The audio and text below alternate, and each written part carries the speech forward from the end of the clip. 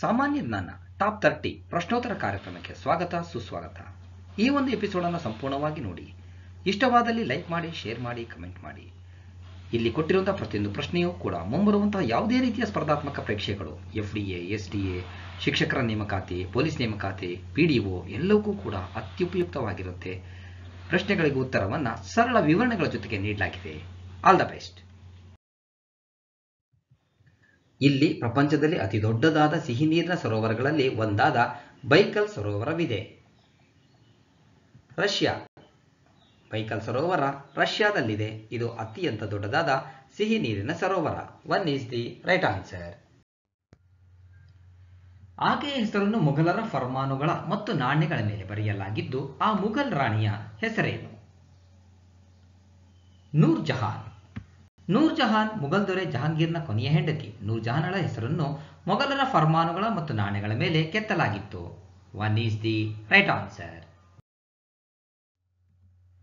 ತ್ರೈಪಾಕ್ಷಿಕ ಹೋರಾಟದಲ್ಲಿ ದಕ್ಷಿಣದ ಯಾವ ರಾಜಮನೆತನವು ಪ್ರಮುಖ ಪಾತ್ರ ವಹಿಸಿತ್ತು? ರಾಷ್ಟ್ರಕೂಟರು.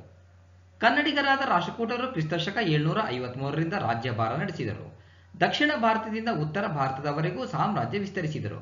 ದಂತಿದುರ್ಗ ಈ ವಂಶದ ಸ್ಥಾಪಕ. ರಾಜಧಾನಿ ಮಾನ್ಯಖೇಟ ಆಗಿತ್ತು. 2 ಈಸ್ ದಿ ರೈಟ್ ಆನ್ಸರ್.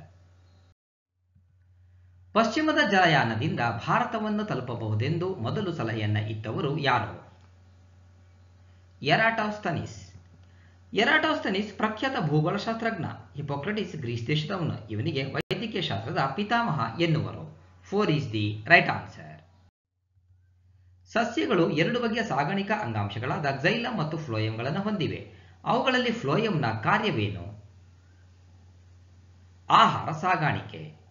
ಆಹಾರ ಸಾಗಾಣಿಕೆ ಎಲೆಗಳಲ್ಲಿ ತಯಾರಾಗಿರುವಂತಹ ಆಹಾರವನ್ನು ಸಸ್ಯದ ಇತರ ಭಾಗಗಳಿಗೆ ಸಾಗಿಸುವುದು ಫ್ಲೋಯಂನ ಕಾರ್ಯ. ಹಾಗಾಗಿ ಇದನ್ನು ಆಹಾರ ವಾಹಕ ಅಂಗಾಂಶ ಎನ್ನುವರು.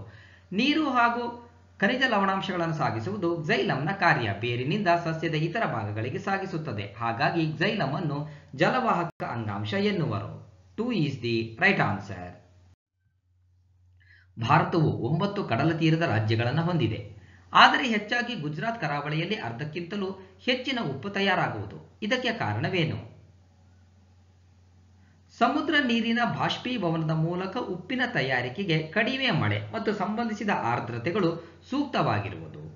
So 2 is the right answer. ಉಪ್ಪಿನ ತಯಾರಿಕೆಗೆ ಸಂಬಂಧಿಸಿದಂತೆ ಗುಜರಾತ್ ಉತ್ತಮ ವಾತಾವರಣ ಹೊಂದಿದೆ. ಆದ್ದರಿಂದ ಗುಜರಾತ್ನ ಕರಾವಳಿಯಲ್ಲಿ ಹೆಚ್ಚಿನ ಉಪ್ಪು ತಯಾರಾಗುತ್ತದೆ. ಇವುಗಳಲ್ಲಿ ಸರಿಯಾದ ಹೇಳಿಕೆ ಗುರುತಿಸಿ. ಎ. ಶಿಂಷಾವು ಕಾವೇರಿಯ ಎಡತೋಳು ಭಾಗದ ಉಪನದಿಯಾಗಿದೆ. ಬಿ. ಕಬಿನಿಯು ಕಾವೇರಿಯ ಬಲತೋಳು ಭಾಗದ ಉಪನದಿಯಾಗಿದೆ. ಸಿ. ತುಂಗಭದ್ರೆಯು ಕೃಷ್ಣಾ ನದಿಯ ಬಲತೋಳು ಭಾಗದ ಉಪನದಿಯಾಗಿದೆ. ಎ, ಬಿ ಮತ್ತು ಸಿ 3 ಕೂಡ ಸರಿ. ಶಿಂಷಾ ಮತ್ತು ಕಬಿನಿ ಕಾವೇರಿ ನದಿಯ ಉಪನದಿಗಳು. ತುಂಗಭದ್ರಾ ನದಿಯು ಕೃಷ್ಣಾ ನದಿಯ ಬಲತೋಳ ಭಾಗದ ನದಿಯಾಗಿದೆ.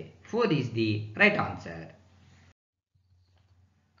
ಈ ಕೆಳಗಿನ ಭಾರತದ ದ್ವೀಪಗಳ ಪೈಕಿ ಜ್ವಾಲಾಮುಖಿಯ ಮೂಲ ಹೊಂದಿರುವುದು ಯಾವುದು? ಬಾರೆನ್. ಬಾರೆನ್ ದ್ವೀಪದ ಜ್ವಾಲಾಮುಖಿಯು ಅಂಡಮಾನ್ ಸಮುದ್ರದಲ್ಲಿ ಕಂಡುಬರುವ ದಕ್ಷಿಣ ಏಷ್ಯಾದ ಏಕೈಕ ಜೀವಂತ ಜ್ವಾಲಾಮುಖಿಯಾಗಿದೆ. ಸುಮಾತ್ರಾ ದ್ವೀಪದಿಂದ ಮಯಾನ್ಮಾರ್ವರೆಗೆ ಈ ದ್ವೀಪದ ಜ್ವಾಲಾಮುಖಿ ಕಂಡುಬರುತ್ತದೆ. 2 ಈಸ್ ದಿ ರೈಟ್ ಆನ್ಸರ್.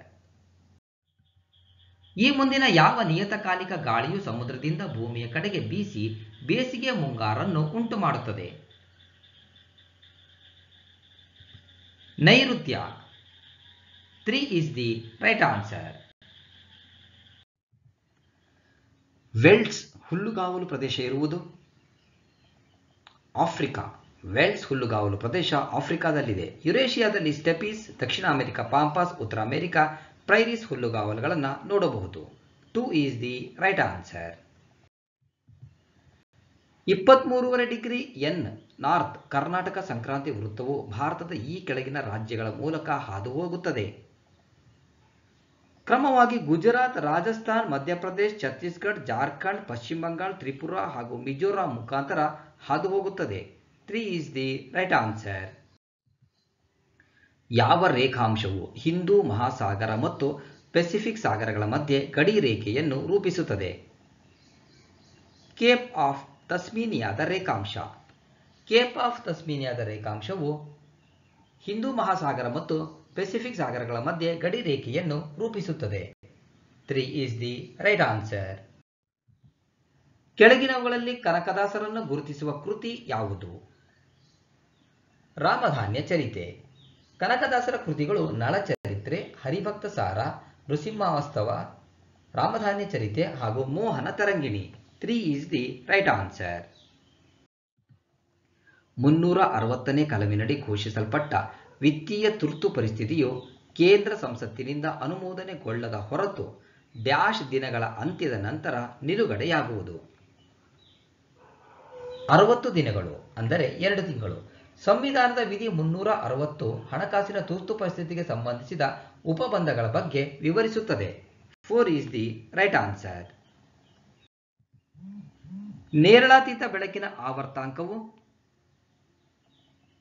ನೋಡಲಾಗುವ ಬೆಳಕಿನ ವ್ಯಾಪ್ತಿಗಿಂತ ಮೇಲಿನದು. ನೇರಳಾತೀತ ಬೆಳಕಿನ ಆವರ್ತಾಂಕ ನೋಡಲಾಗುವ ಬೆಳಕಿನ ವ್ಯಾಪ್ತಿಗಿಂತ ಹೆಚ್ಚಿನದ್ದಾಗಿರುತ್ತದೆ. 3 is the right answer. DNA ಬೆರಳಚ್ಚು ತಂತ್ರಜ್ಞಾನ ಇದಕ್ಕೆ ಸಂಬಂಧಿಸಿದ್ದು. ವಿವಿಧ DNA ಪ್ರೊಫೈಲ್ಗಳ ಅಣುವಿಕ ವಿಶ್ಲೇಷಣೆಗೆ ಸಂಬಂಧಿಸಿದ್ದು DNA ಬೆರಳಚ್ಚು ತಂತ್ರಜ್ಞಾನ. ಇದರ ಮುಖಾಂತರ ಅಪರಾಧಿಗಳನ್ನು, ಅತ್ಯಾಚಾರಿಗಳನ್ನು ಅಥವಾ ಗೊತ್ತಿಲ್ಲದೆ ಇರುವಂತಹ ತಂದೆ ತಾಯಿ ಇವರುಗಳನ್ನು ಸುಲಭವಾಗಿ ನಾವು ಪತ್ತೆ ಹಚ್ಚಲಿಕ್ಕೆ, ಸ್ಪಷ್ಟವಾಗಿ ಪತ್ತೆ ಹಚ್ಚಲಿಕ್ಕೆ ಸಾಧ್ಯವಾಗುತ್ತೆ. DNA ಅಂದರೆ ಡಿಆಕ್ಸಿರೈಬೋ ನ್ಯೂಕ್ಲಿಯಿಕ್ ಆಸಿಡ್. DNA ಪರೀಕ್ಷೆಯನ್ನು ವಿಧಿವಿಜ್ಞಾನ ಪರೀಕ್ಷಕರು DNA ಮಾದರಿ ಆಧಾರವಾಗಿ ವ್ಯಕ್ತಿಗಳನ್ನು ಗುರುತಿಸಲು ಬಳಸುತ್ತಾರೆ. 1 is the right answer. Stratosphere ಮತ್ತು ಟ್ರೋಪೋಸ್ಪಿಯರ್ಗಳನ್ನು ಪ್ರತ್ಯೇಕಿಸುವ ವಾತಾವರಣದ ತೆಳು ಸಾಗಣೆ ಪದರವನ್ನು ಹೀಗೆನ್ನುತ್ತಾರೆ.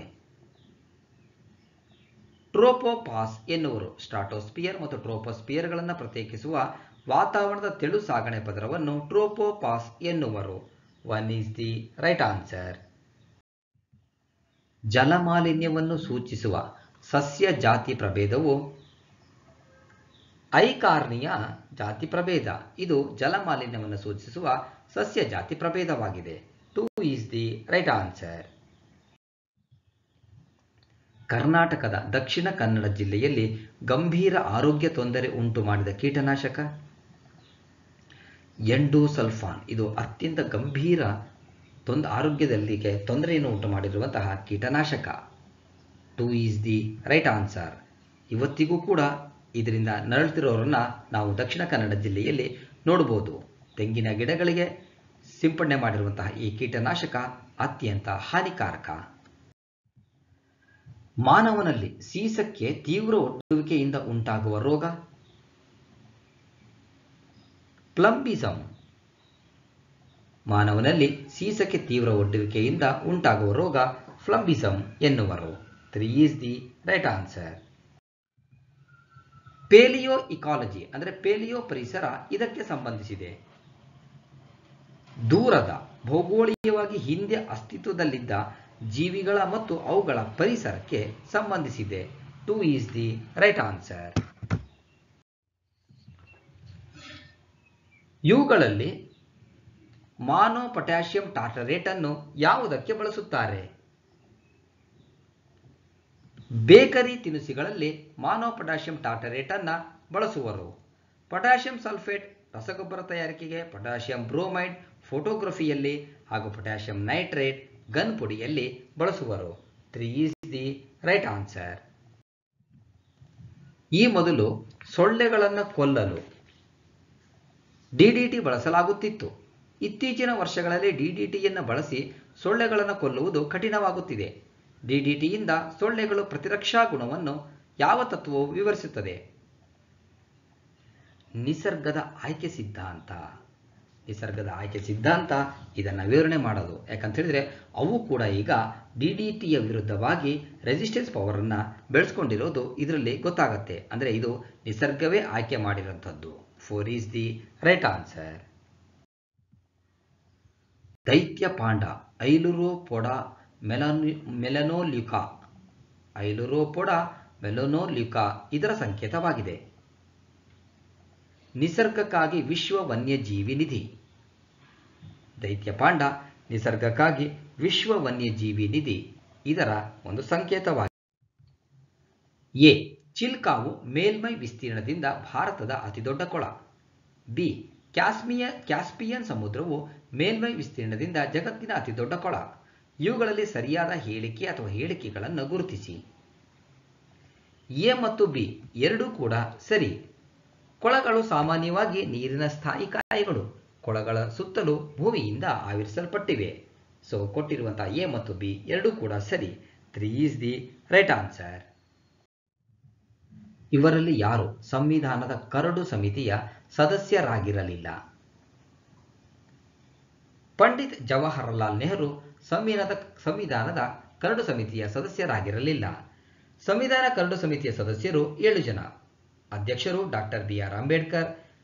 ಸದಸ್ಯರುಗಳು Alladi Krishnaswami Iyer, doctor K M Munshi, N Gopalaswami Iyer, Syed Mohammad Saadulla, N Madhavrao. ಸಂವಿಧಾನ ನಂತರ T T Krishnamachari. 2 is the right answer. ರಾಜ್ಯದ ಸಾರ್ವಜನಿಕ ಸೇವೆಯಲ್ಲಿ ನ್ಯಾಯಾಂಗವನ್ನು ಕಾರ್ಯಾಂಗದಿಂದ ಪ್ರತ್ಯೇಕಿಸುವ ವಿಧಿ 50ನೇ ವಿಧಿ. ರಾಜ್ಯದ ಸಾರ್ವಜನಿಕ ಸೇವೆಯಲ್ಲಿ ನ್ಯಾಯಾಂಗವನ್ನು 50ನೇ ವಿಧಿ ಕಾರ್ಯಾಂಗದಿಂದ ಪ್ರತ್ಯೇಕಿಸುತ್ತದೆ. 4 is the right answer. Rawat Bhata ಪರಮಾಣು ಶಕ್ತಿ ಕೇಂದ್ರವು ಈ ರಾಜ್ಯದಲ್ಲಿದೆ. ರಾಜಸ್ಥಾನ. ರಾವತ್ ಬಾಟ ಪರಮಾಣು ಶಕ್ತಿ ಕೇಂದ್ರ ರಾಜಸ್ಥಾನದಲ್ಲಿದೆ. ಉತ್ತರ ಪ್ರದೇಶದಲ್ಲಿ ನರೋರಾ, ಮಹಾರಾಷ್ಟ್ರದಲ್ಲಿ ತಾರಾಪುರ, ಗುಜರಾತ್ನಲ್ಲಿ ಕಕ್ರಪಾರ ಪರಮಾಣು ಶಕ್ತಿ ಕೇಂದ್ರವಿದೆ. 2 ಈಸ್ ದಿ ರೈಟ್ ಆನ್ಸರ್. ಮೃತ್ಯು ಸಮುದ್ರ ಅಂದರೆ ಮೃತ ಸಮುದ್ರದ ಕರಾವಳಿಯನ್ನು ಹಂಚಿಕೊಂಡಿರುವ ದೇಶಗಳು ಜೋರ್ಡಾನ್ ಮತ್ತು ಇಸ್ರೇಲ್.